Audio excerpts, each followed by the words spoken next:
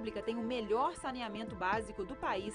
Dados da CAESB, a Companhia de Saneamento Local, mostram que em Brasília 94% do esgoto é coletado e 100% é tratado. Mas esse índice de primeiro mundo convive de perto com uma realidade bem diferente. A apenas 40 quilômetros, uma cidade do entorno sofre com a escassez de água e com a falta de saneamento.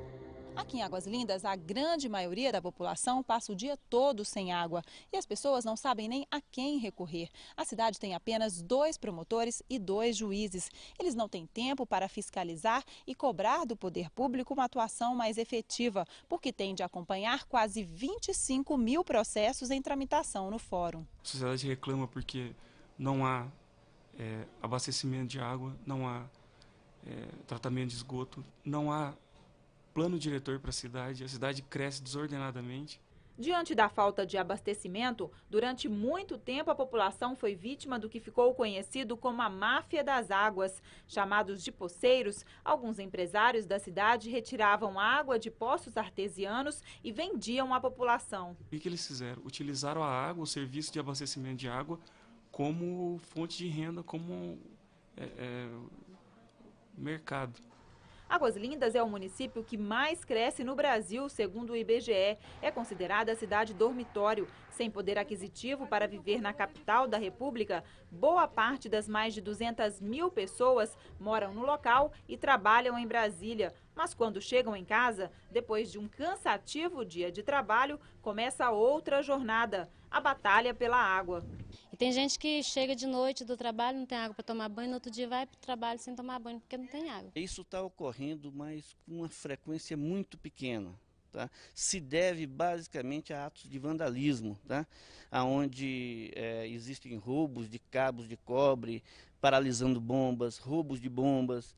As companhias de saneamento do Distrito Federal e de Goiás criaram um consórcio para tentar resolver o problema de Águas Lindas. A CAESB comprou os poços que eram explorados pelos poceiros e ainda está pagando por eles. Hoje a CAESB e a Saneago detêm 95%.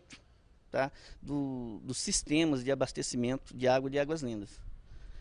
Quer dizer, 5% apenas estão nas mãos de antigos proprietários de loteamentos. Infelizmente, pela falta de estrutura até do recurso público, do poder público, eles não conseguiram fazer a rede de abastecimento, não conseguiram canalizar toda essa água. Então eles tiveram que utilizar a estrutura dos pós-artesianos que os particulares fizeram. A 64 quilômetros de Águas Lindas e a apenas 40 de Brasília, a população de Valparaíso, município de Goiás, enfrenta não só a falta de água. Aqui o problema é ainda mais grave. A água de alguns bairros da cidade está sendo contaminada pelo cemitério. Essas imagens foram feitas pelo presidente da Câmara de Vereadores da cidade. Ele presenciou a exumação de um corpo e ficou chocado ao ver que o caixão estava coberto de água. Segundo ele, os funcionários do cemitério parecem considerar o fato corriqueiro, já que chegam para a abertura da cova com uma bomba para sugar parte da água. Depois dessa descoberta, um laudo feito por técnicos da UNB mostrou que a água dos bairros próximos ao cemitério estava contaminada. A empresa que administra o cemitério não quis gravar a entrevista. O diretor, Rodrigo Macedo, alega que não foi notificado pelo Ministério Público. Ele justifica o episódio dizendo que só aconteceu uma vez. A Câmara de Vereadores criou uma CPI para investigar o assunto. Nós levamos responsáveis pela vigilância sanitária lá também.